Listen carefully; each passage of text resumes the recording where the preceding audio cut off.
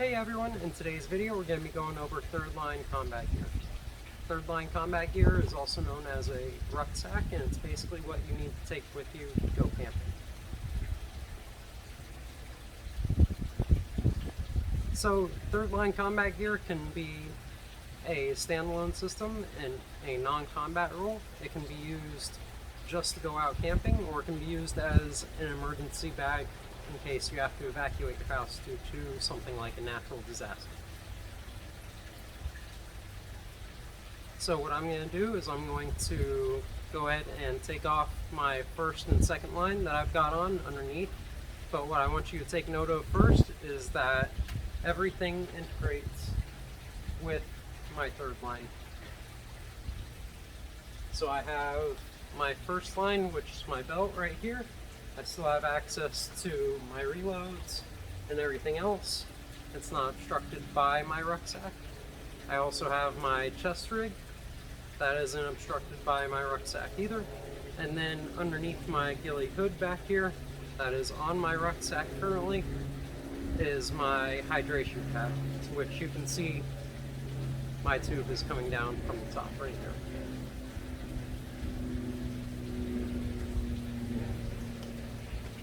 So with your third line, you're going to want to be able to choose something that you can move comfortably 12 miles in under 3 hours in. And the basics that you're going to need for this are going to be your bivy kit, which is going to be your tent and your sleeping bag that are weather appropriate for your area.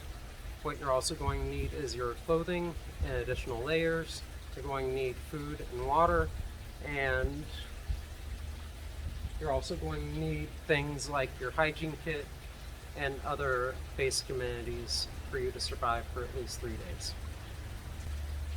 So like I said, this can be used for emergency scenarios that are not combat related, so you can remove the first and second line and just keep your hydration pack strapped to the top of your rucksack for those emergency purposes.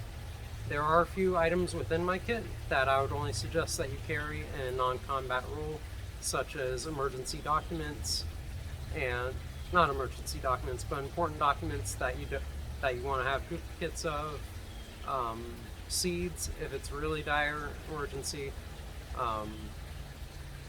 ways to charge batteries, and ways to procure more food and water. So first thing I'm going to do is I'm going to go down and take off my first and second line.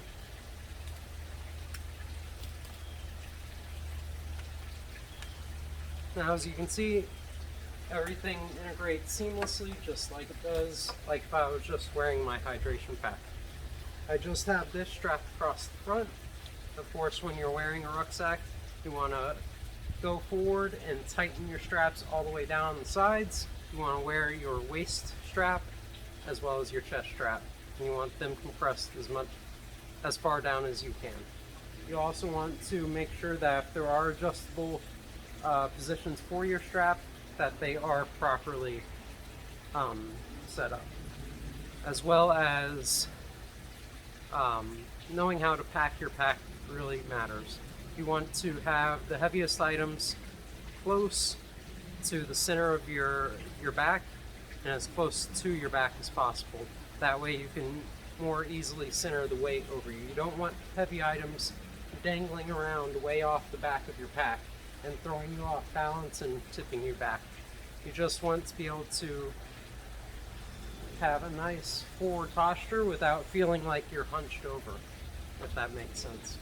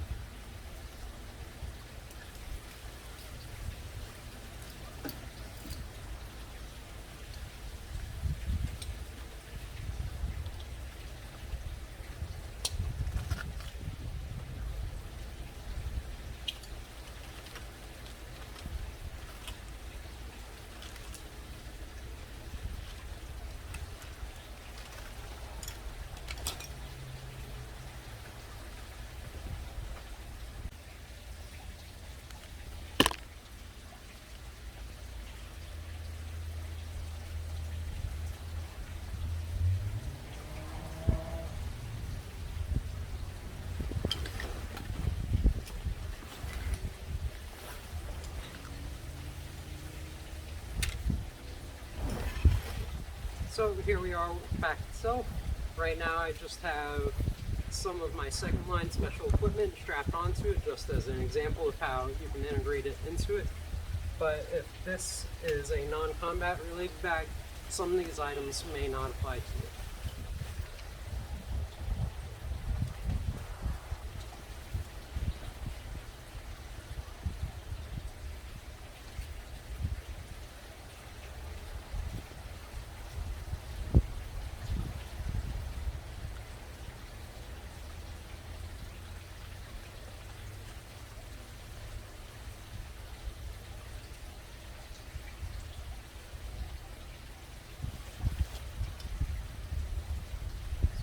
Set this aside, since we've already covered this in the last video.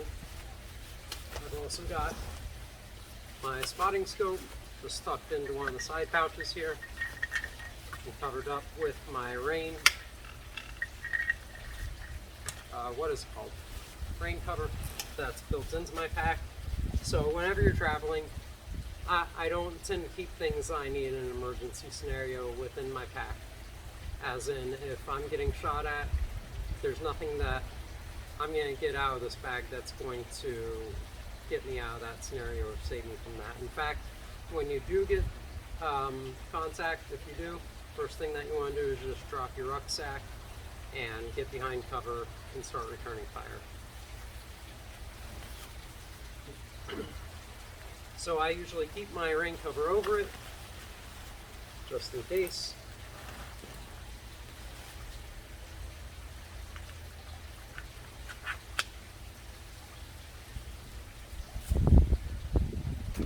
As you can see, your rain cover can also keep things from falling out if you weren't careful enough to make sure everything was strapped down properly when you put it together.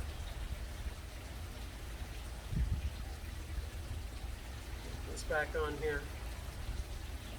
Show you what's next. So right here, this is an Everly stock half track. It is a military style pack. It is on the heavier side of things, but I really enjoy the features that it has. I enjoy a lot of Everly stock products, and this is what I found to work for me. What I like about it, as opposed to regular camping bags that are typically top loading, is that this has a large front pocket where I can keep everything organized a lot easier. And I feel when you're organized in the fields and even in while you're camping, it only behooves you. So, I'm going to show here that I have my hydration pack just strapped around the top of this pack using the straps just strapped down or tightened down around the top of it, hold it in place.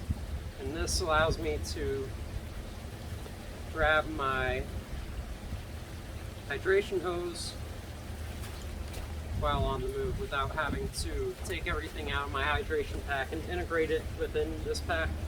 I can just strap it to the top. The only thing that I do change is that I take my GPS and my pace count beads and I put them on my rucksack strap rather than my hydration pack strap. That way I have access to them when I need them.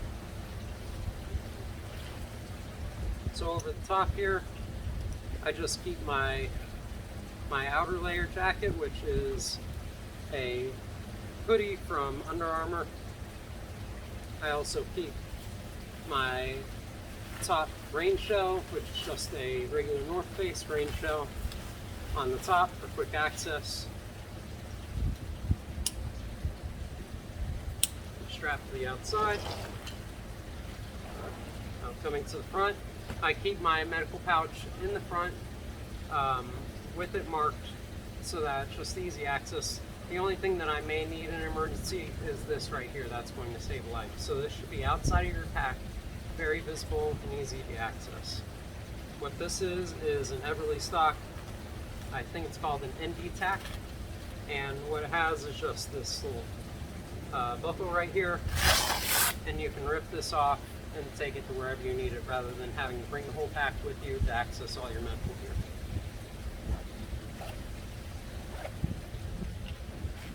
So moving in here, I've got some bandages, some cravats, a nasopharyngeal, tons of, let me get this.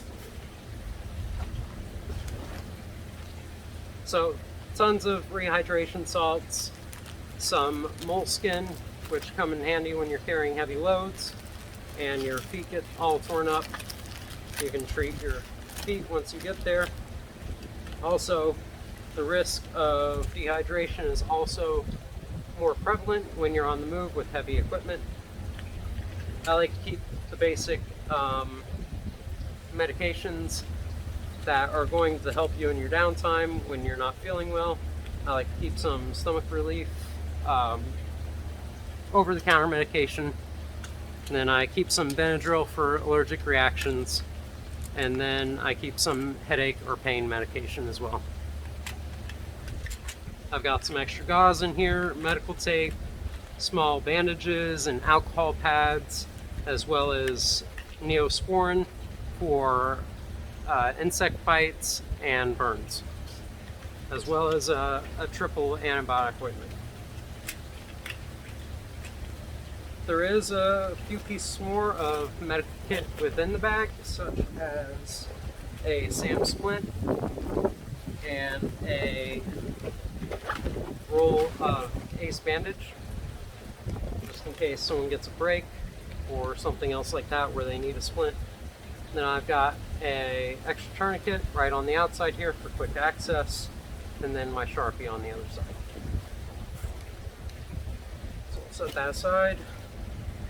Continue on. Out here on the outside of the pack, I like to keep my tent poles just tucked into these side things right here, because I don't want to keep my tent poles within the bag and possibly damage them or possibly poke holes within my bag. So I always like to try and strap these somewhere to the outside, and luckily this bag has a little pouch right here and it fits them perfectly.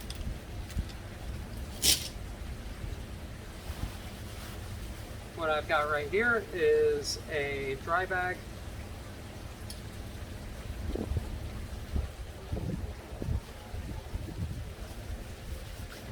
What this has in it is an Anchor solar panel so that I can recharge my batteries. Further into the pack, I have all the wires and battery chargers necessary to keep all my electronics going. And then I like to keep a book in here of wilds, edible flora and fauna in my area. That way I have a visual reference before I go and try and gather or eat something. I can make sure that, yes, this is the correct thing before I make a mistake, because the last thing you want to do is feel bad while you're out in the field.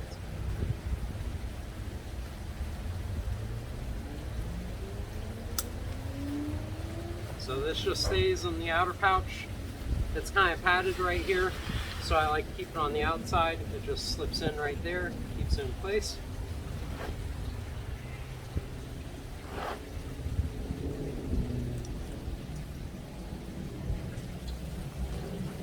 What we've got here on our outer pouch is about 100 feet of paracord. You should keep some paracord with you, as well as duct tape, while you're out camping or in the fields. What you want to do though is that you got to make sure that it's real paracord. There's a lot of fake paracord out there that doesn't actually have the 7 strands or whatever in the middle of it, and it's really just garbage. So go out and get at least 100 feet of real paracord. What I have in here is a tarp from Bears Outdoors that goes at the entrance to my tent. I've got a Climate Inertia Light, I believe, sleeping pad and pillow. So they're just little blow-up sleeping pads. They barely take up any room, and they make it feasible for me to be sleeping on the ground. The older I get, the more my back gives out, especially doing things like this. And this really helps a lot while you're in the field. Those are also a very lightweight option as opposed to old-fashioned sleeping bags that are in big rolls. What we have here is my ICT Surplus 2-person tent. What I like about this one is it's really just, it's lightweight for what it is, and it's very, very sturdy. Like, you can really mistreat this one. What's really nice about it is that it has a blackout feature, meaning that while you're in there, that's my pillow right there. While you're in there, you don't have to worry about light being transmitted or people being able to see into your tent. If you're under light discipline or you just don't want people seeing you inside your tent, it's completely dark in there. You can even sleep during the day, so if you're on guard all night, it's going to be a lot easier to get some sleep during the day without all the light blinding you. On the left side over here, I also have my wet weather bottoms so that they're easy to access, and I don't have to go through my entire pack to get them in case it starts raining on me. Down underneath that is the outer part of the tent, which is the blackout part. I didn't like the original ACU color to be so bright in my area, so I just dyed it with some black dye, and now it's almost like a midnight kind of digital pattern that you can't really tell. It's almost a light blue like you would see with the digital Navy uniforms. So moving on to the top here, what I've got is an Everly stock something or other. I think it's a waist pack that straps right to the top of your pack itself. What I have in here is all my food. What you're going to want to do is find as lightweight of food as you can and get as much of it as you can. So just for quick meals, I have a couple packs of ramen. I have some other backpacking food. I don't like MREs. I think they take up too much damn space, and they're too heavy for what they are. You know, I don't need all the little fixins and this and that. All I want is a meal when I want a meal. So I just keep these backpacking meals. These are from Backpacker's Pantry. I got some other ones from Adventure Meals or Mountain House, and some Alpine Fare. So I've got about 4 of those in the top pouch, plus the ramen. Going into the back of this top pouch right here, I like to keep my utensils. These are just some Keith titanium silverware set, so it comes with a spoon, fork, and a knife. I don't like things that are all in one, because when you are cooking in the field, you always are shy of utensil, and you're always going to want to have separate things. You know, you're cooking this here or that there. It's easier just to have separate utensils rather than something that's all in one and you can't separate it. And back here is my peanut lighter. I believe that's what it's called. It's out of oil right now, but the good thing about these is they're basically a Zippo, but since they have a seal in here, they keep the liquid inside without evaporation. It's been a long time since I've refilled it, but when you need it, it does hold the fluid in there. One second.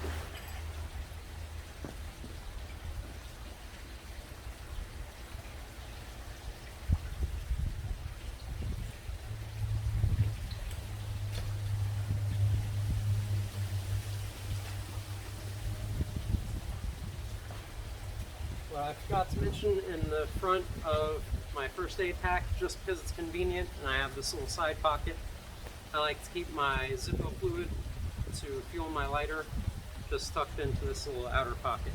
Just so it's easy to access, I don't have to go through my entire bag, and it's on the outside of everything, so if it does spring leak or start leaking everywhere, it's not going to get all over the inside of my pack. It's just going to leak on the outside a little bit here, and it's not going to be a big deal. So moving back to the stop pouch, Sorry about that. I've got another side pocket. What I like to keep in here is a bunch of instant coffee or tea, whatever you prefer. Just give you some energy and break up drinking water all day. And then I've got some Nalgene bottles. If I am cooking in the field, I've got some salt, I've got some pepper, I've got 2 bottles of honey here. These are in Nalgene containers. I believe that they're BPA safe or whatever. They're not going to leach into your foods, and they lock up real tight and they don't leak. So that's a plus. Even with any extra weight resting on top of them, I never had them leak.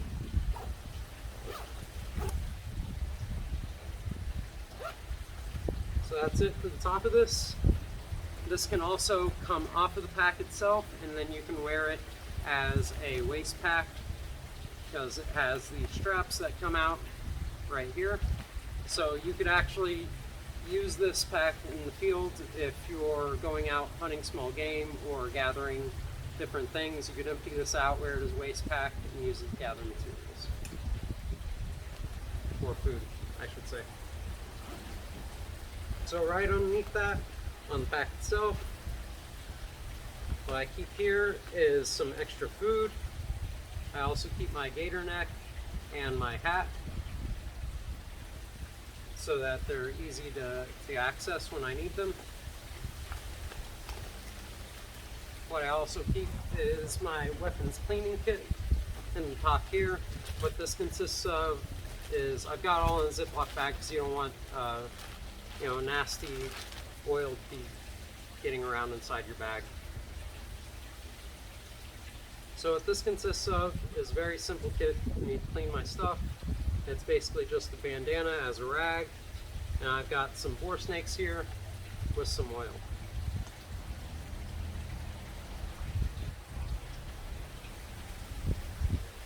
The small old toothbrush is also a benefit to have if you would want to put that in there as well. So what I have in there is 3 boar snakes, one for a 9mm, one for a 30 caliber, and one for my 223. That way, whatever weapon system I choose to bring, I've got them all there, and I don't have to go searching for any of them or putting one thing and taking one thing out. They don't weigh that much, and it's not a big deal to carry an extra one. So what we got here is about 4 more meals. These are Next Mile meals. I like these as well. They actually conform a bit better because they don't feel like they're vacuum packed, but I think they're packed just as well as the rest of these. Then top here I also have some waterproof playing cards because, it can get boring out there and you need something to pass the time sometimes just to get your mind off whatever the hell's going on. So that's basically it for all of the outer pouches. We're going to go inside the bag now. Everything else has been addressed, I believe. Just one last check before I move on. So this is a big reason as to why I like this pack. It opens in the front, and it's not like I have to take everything out to get the one thing. Because normally in the top loading packs, I would have to take these out before I could get to my cook kit. But since it's like this, I don't have to. I could just remove this, such as my sleeping bag. Let's say I already put my tent up real quick, add those on the outside pouches, so I don't have to go into my pack and get everything all over the floor before I actually get the thing that I'm going to sleep on inside my tent, so that's not getting sandy and dirty. So I can leave everything inside the pack until I get that together, throw this in there. So this is my sleeping bag. Your sleeping bag is going to be weather dependent on your area. For me, I'm just running a snug pack jungle bag. I mean, I live in the tropics and I'm not really worried about low temperatures. The lowest it's going to get is probably in the 50s, and this is going to be good enough for me. That plus my additional layers that I could be wearing inside my tent and everything else. So right here is I've got my part of my cook kit at the very bottom, just with my sleeping bag tucked into it. What these are as well are Keith titanium skillet and pot. I like to have as many different types of utensils and pots and pans as I can, because it's really difficult to cook in the field without options. So adding on to that, what I've got here is my Keith titanium canteen with canteen cup, as well as stove, so it can just sit on the top like this. You make a tiny fire underneath. You don't have to make a gigantic fire to warm up some water or warm up some food. So this all just nests inside of each other nicely like this, and takes up the minimal amount of room. What I like about these Keith cook sets and utensils is that they're as light as you're going to get. You know, ounces lead to pounds and pounds lead to pain when you're carrying this much equipment. So it's better to just spend a little bit more money and go with the lightest option available. So what I've got here is a Pelican box with all my electronics in it. So what I've got here is a stick battery charger. I'm sorry. I've got a coin cell battery charger.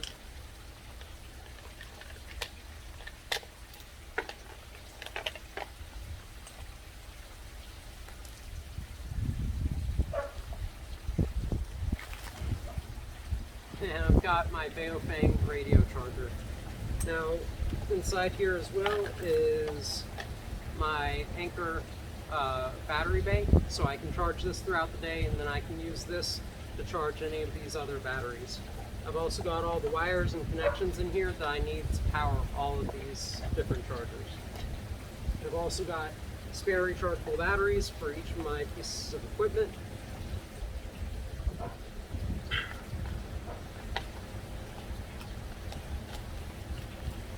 So moving on from there, I've got two pieces of equipment that should only be carried in a something like a natural disaster scenario where you're without your home, you're without food, you're without water, and you need to fend for yourselves. You don't know how long it's going to last. You know, the grocery stores, there's no food because everyone's already bought it up. Your home's destroyed, like I said. I like to keep a small USB. This is a Samsung, I believe they call it a bar. It's just a 32 gig little thumb drive that I can keep all my important documents, such as my IDs or tax things or property deeds or titles, car titles, stuff like that, that you don't want to lose if you lose your house. It'll make it just a little bit easier establishing your identity again and getting back going. Also, you can put a bunch of family photos on there, stuff that you don't want to lose. You know, it's just a backup hard drive, and it's not such a bad thing to carry with you, and it doesn't weigh that much. In a combat setting, of course, you don't want all that personal information on you. I also keep in here about 10 packets of different seeds. You know, some of these are going to grow fast. I got lettuces in here. Some of these are more long-term, like corn and watermelon and squash. But I like to keep a bunch of seeds in here too, because they really don't weigh anything, and it's just a little bit of insurance. You know, of course, that's a very long-term scenario, but it's never a bad idea to be able to sustain yourself and others around you. You know, obviously you wouldn't be eating the first batch of things that you would harvest, but you would save for seeds and then double that each time and then start taking portions away to eat. So moving on from there, in addition to that, there's also a lid for the canteen cup that sits right inside. Make it a little bit quicker to boil water because it's covered. And that's it for the bottom of the inside of the pack. What we're going to move on to is the top of the pack. What I've got in here is a few dry bags with my clothes in them. So we're going to go over a few of the clothes that I deem essential to bring with me.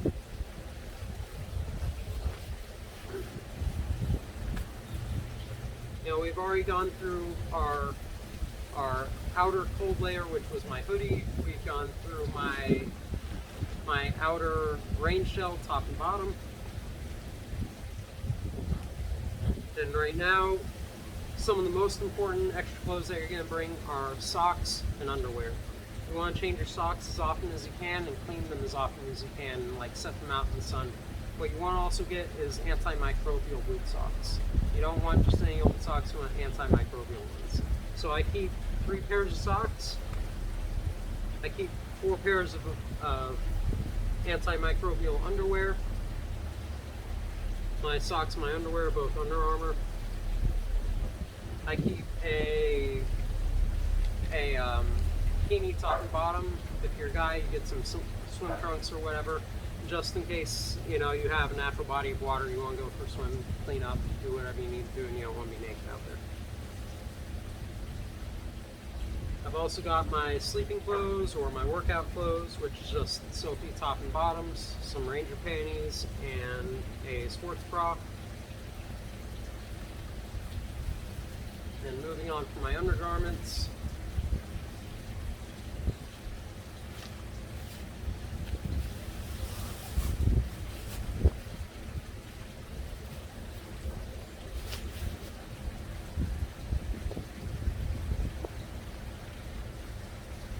another very important layer to have with you is a top and bottom cold underlayer. So these are from Under Armour as well, and it's just a long sleeve top and bottom that you basically wear like any other undergarment to keep you a bit warmer and give you that extra layer underneath your actual pants, your actual shirt. And you know, if you want to wear your rain shell as windbreaker as well, you're going to be that much warmer. So that's your top and bottom cold layer. What I like to bring with me, because you know I'm comfortable in them and they hold up for me, is a pair of jeans. I like to keep a couple shorts. You want to carry at least 2 extra pairs of pants in addition to the ones that you're already wearing on your person, which for me would be jeans.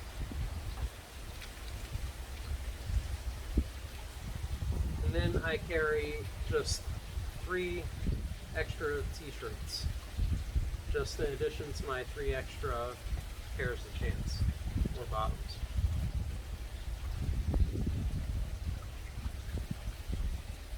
So we've gone through all that.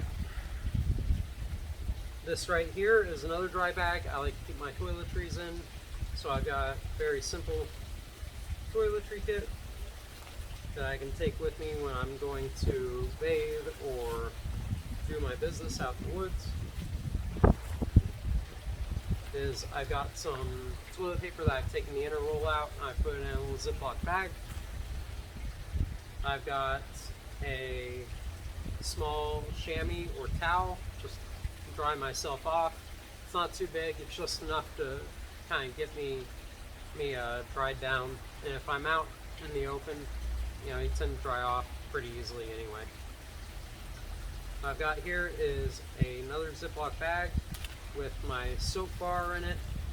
I use ivory because typically when I'm camping I'm near a river, and when I'm bathing in the river, ivory soap, it floats. What I like to do is I also like to put it inside of a soap bag that's like one of those little mesh like scrubby materials, just so I can really feel nice and clean when I'm out in the field. You always want to make sure that you dry your soap out in the sun before you put it back inside anything. You don't want to put it away wet. Then I've got my toothbrush, which is just a regular toothbrush that I cut the handle off because I don't need that extra bulk and weight. Like I said, ounces lead to pounds and pounds lead to pain. So anywhere that you can shave even a fraction of an ounce you should. Moving on from there, I've got another Ziploc bag is my toothpaste inside a Nalgene container, because I trust those. They're not going to get squeezed and start leaking.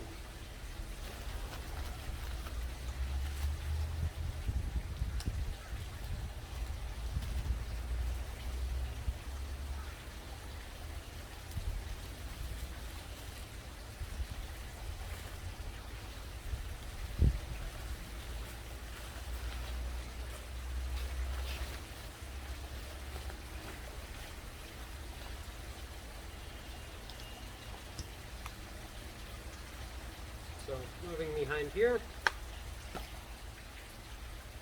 what I've got is my little repair kit, or just a sewing kit. It's got all sorts of stuff in it.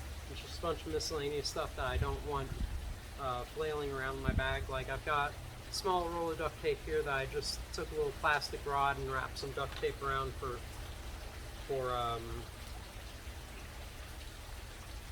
the size of the storage.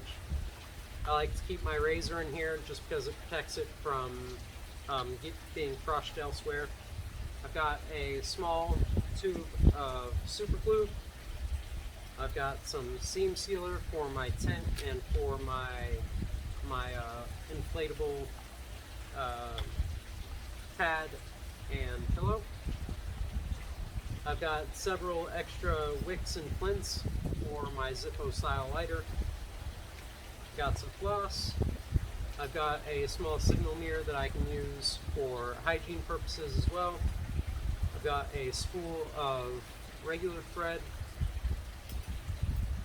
I've got a couple tweezers, one that's real fine and one that's wider, and some small nail clippers.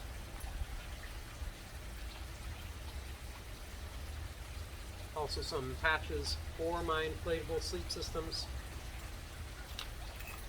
And then I've got this coarse sharpening metal card so that I can sharpen my various edged instruments or tools. And then I've got a fire starter just in case my lighter gives out for whatever reason, or I run out of fluid.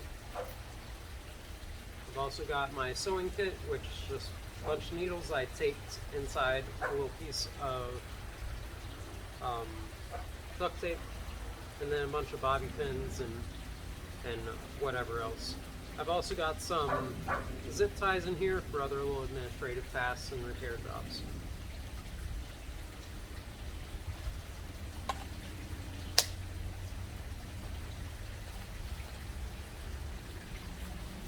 So I just keep a loose dry bag, a large one, for any of my dirty clothes or anything else that I may need to fill it up with. But mainly it's for dirty clothes because I don't want to contaminate the rest of my bag. What I've got here is a Scrubba, I believe that's what it's called. Yeah, Scrubba wash bag.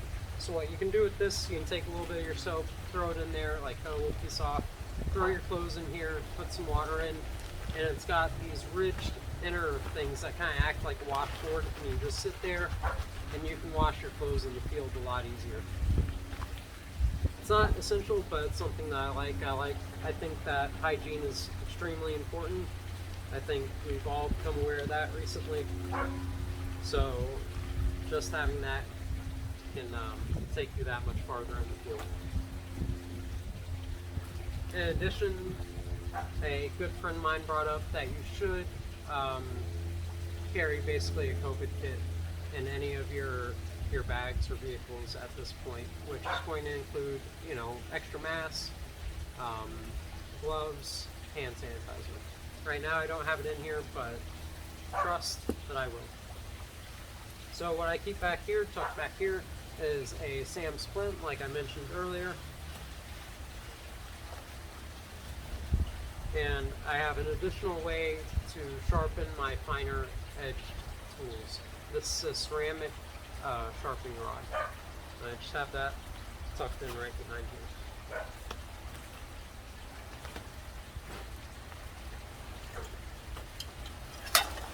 So that's basically it for my third line.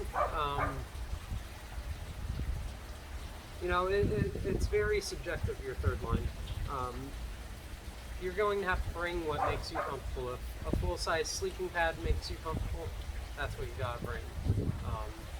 There's also other things like personal medications that you may want to have a backup of, just in case, you know, you can't get to the pharmacy or they're not available for a certain amount of time.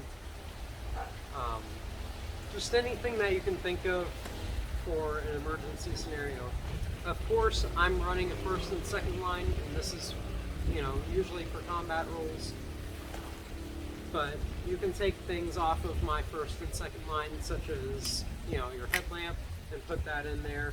You can take your Baofeng radio, which, you know, I didn't show it here, but it was on my second line on my chest rig. So obviously that comes with me. But if you're not using the first and second line, take little things like that from them that may not be combat related and put them in here, because ultimately that's where they're going to go, such as the axe on my hydration pack. I will stress that having the hydration pack is important whether you're in a combat role or not. Just for emergency's sake, like I showed, you can strap it to the top of your rucksack, and then you have your additional lightweight thing to keep with you and keep you hydrated.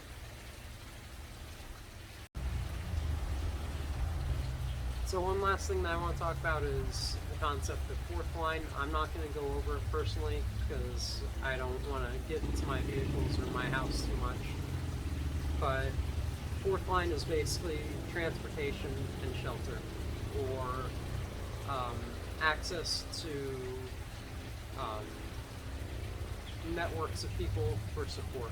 So that can be safe houses, that can be mutual aid organizations, that can entail any number of things. You know, the imagination can go wherever with that.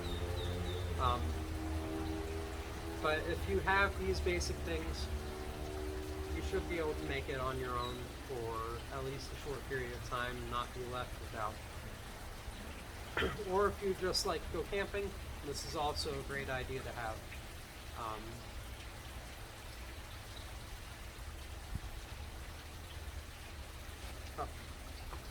Also, I forgot to mention, because they fell out the top of my pack as I was taking everything else out, is to keep an additional pair of shoes, whether that's an additional pair of boots, running shoes, even flip-flops when you're taking showers, taking baths. What I like to do for my area, because I'm usually around a river, is I like to use these wet shoes, which are just like, I don't know if you've ever seen them before, but just little slip-on shoes that have a hard bottom for walking around in wet environments.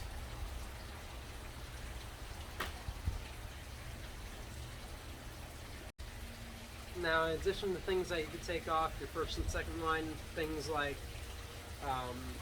your combat knife and your flashlight can come off your first line and go into your third line if that's all you're running.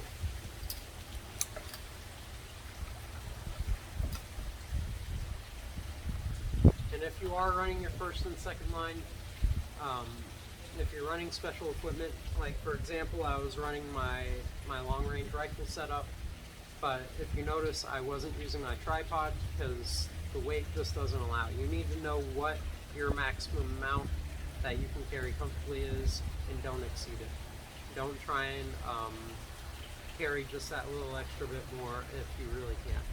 You're going to wind up injuring your back, and it's not going to be good for you.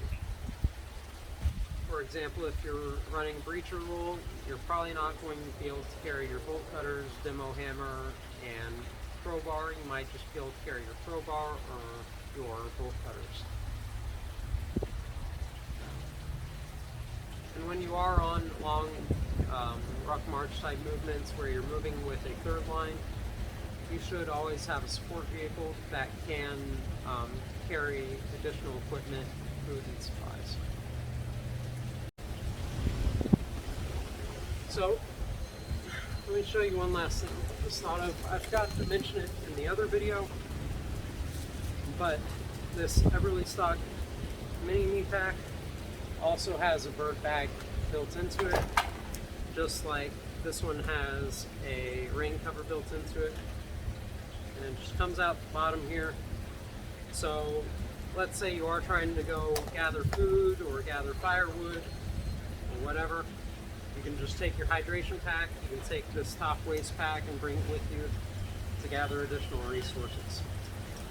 So this could be used to carry small game if you're going hunting, and it just comes out, comes over the back of the pack, clips in at the top, and then you can kind of cinch it down so that it's not jostling all over the place.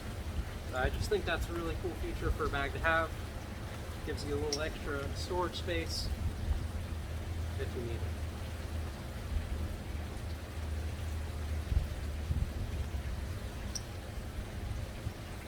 And along those lines, you can easily integrate something like a .22 air rifle to bring along with you, and 10 to 500 pellets to take out small game and to gather food that way. You can also do things like bring a bow fishing setup, so you can easily catch fish.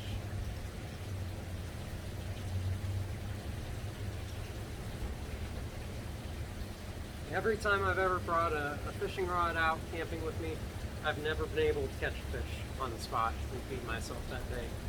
But it's super simple. If you know how to bow fish, if you see a fish, you're definitely going to get it. It's not as frustrating as sitting there watching a fish just look at you like you're crazy and you're cast out right next to him and never bites anything. If you see him, you can definitely get him with a bow.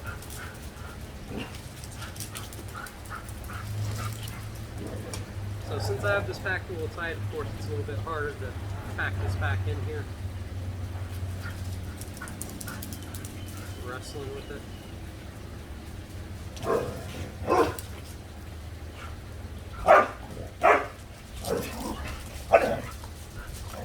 Also recently, on my first line, I've gone over, stopped using the additional pencil card on my belt line, and I've gone with the S-Tac 7.62 mag pouch so I can run basically any of my weapon systems with this.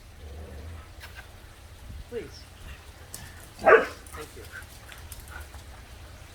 So yeah, I switched out for a 7.62 mag pouch with an individual 2 pistol pouch right here, so I can run any of my weapon systems. Alright, they're getting restless. Time to really end it. Indestructible. Alright, come on. See?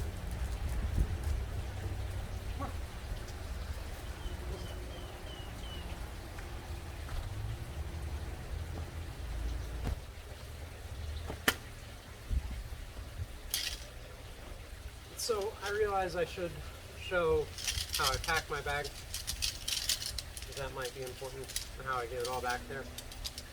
Demonstrate that. So I'm going to speed all this up. It's going to look real cool with me moving at 1,000,000 miles an hour. But here we go. Like I said, the thing that I love about this pack is it makes it so easy to stay organized. Everything has its little pocket in its place, and it stays there, and you can grab things individually as you want them without having to spill out the entire contents of your pack.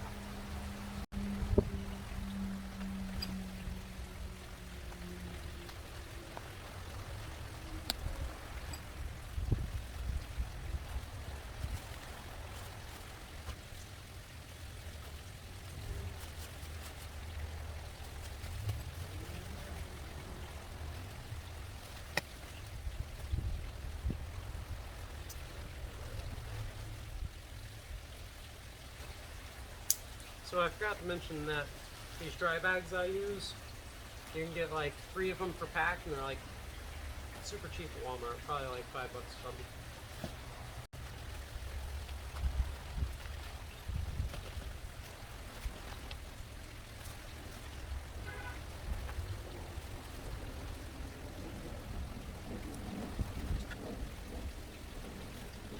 So believe it or not, inside my bag, my clothes and my tent are probably like the most heavyweight things in here, or at least the most bulky. So what I like to do is I like to keep them in the top part of this pouch where I have this little divider in there.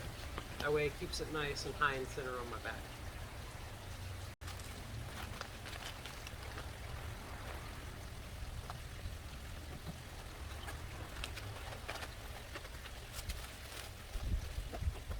Let me mention that there's a lot of good camping or backpacking foods. You can get all sorts of dried fruits and nuts and all sorts of good things like that that you can also pack just to keep snacking on throughout the day.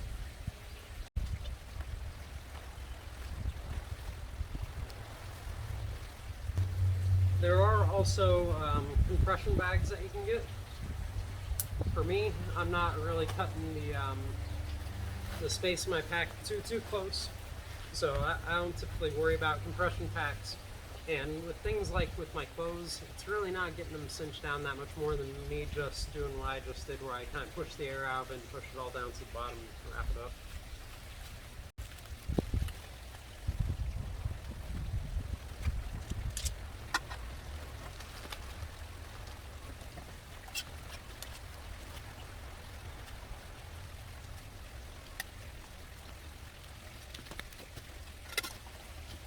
In addition, for me, I also keep a bunch of hair ties. Just I kind of have them all around my pack, just kind of hanging out in there. You never have too many of those.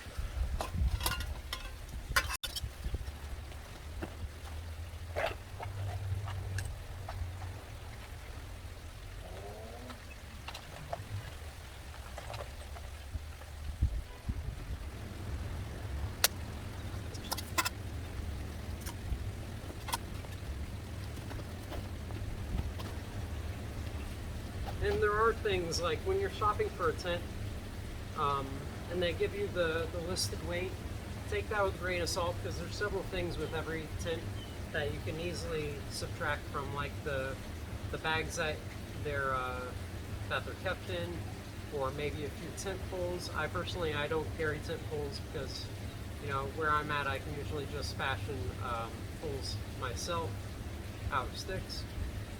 So I don't carry stuff like that, and I don't carry the outer bags or anything like that. So that cuts down a few ounces in the weight.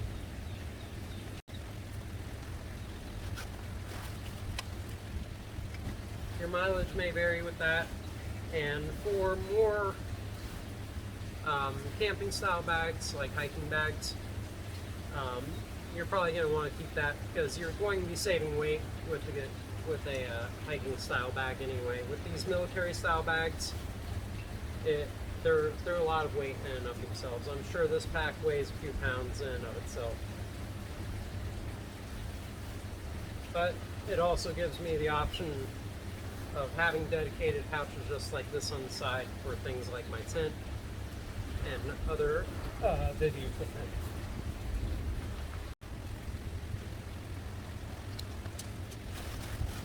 So I don't really put these in here any special way. It kind of keeps the weight close to my body anyway. It's not coming out way out here or way down here. I just kind of shove them in there. They find where they fit best.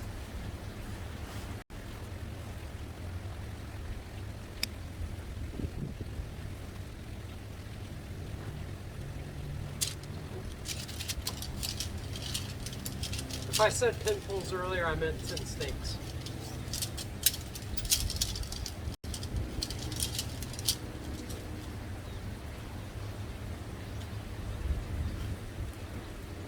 Because of course you need your tent poles. Unless you're running one of those minimalist shelters where you use a hiking stick or something else like that.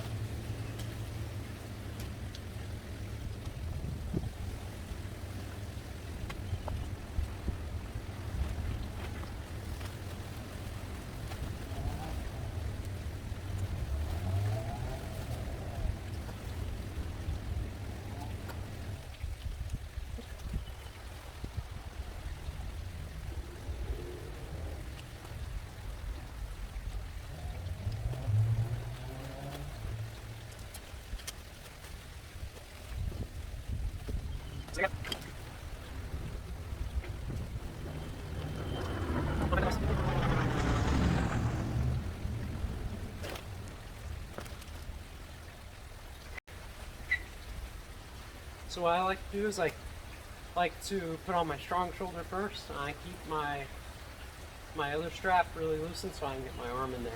But I keep my strong shoulder basically all the way cinched down. Now there are a lot easier ways. Let's put on a pack. You can do it overhead. If you got a chair or a table next to you, you can put it up on top of that and back up to it. Just slip your arms in. That's the safest way. So once you get it on, you want to lean forward a little bit and pull back on the straps, just like that.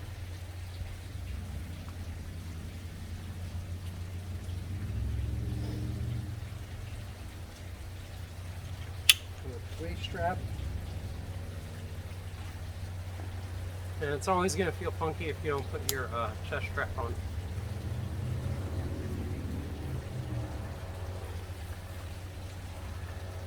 So, there we have it.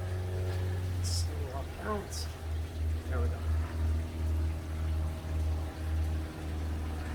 So everything's tight on there. It's not moving too much. It's not throwing my balance off. So, I reduce the chance of back injury.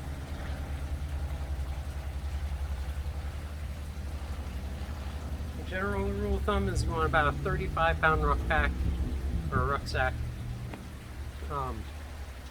Depending on your size, depending on how much you eat, depending on how big your clothes are, probably going to want a larger pack than this to accommodate that and accommodate the little bit of extra weight that you're going to have when you include all the basics like I just went through.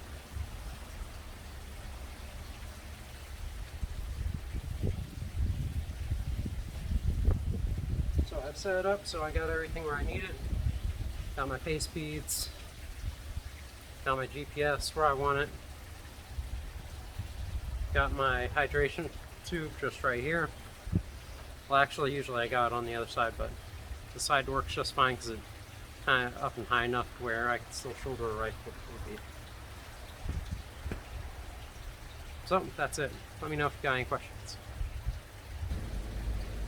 So the basic idea of all of this is just to sustain yourself in the field. It doesn't have to be combat related, it could just be survival related. And with that said, I believe that's the end of this video. I really thank you for watching, and be sure to check out the next video if you like this one, where I go over armor integration into your first, second, and third line. So I'm going to be going over a plate carrier, helmet, and other personal protective equipment like gas masks and knee and elbow pads. Thanks for watching.